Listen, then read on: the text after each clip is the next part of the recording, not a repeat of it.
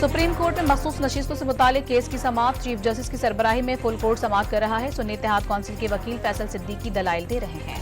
Supreme court में 3 जजेस ने हलफ उठा लिया। चीफ जस्टिस काजी फाइज ईसा ने हलफ लिया। हलफ बर्दारी की तकरीब में सुप्रीम कोर्ट के जजेस, अटॉर्नी जनरल और सीनियर वकला ने शिरकत की। जस्टिस शुजाअत अली खान ने बतौर कायम मुकाम chief justice Lahore high court हलफ उठा लिया। गवर्नर पंजाब सरदार सलीम हैदर खान ने हलफ लिया।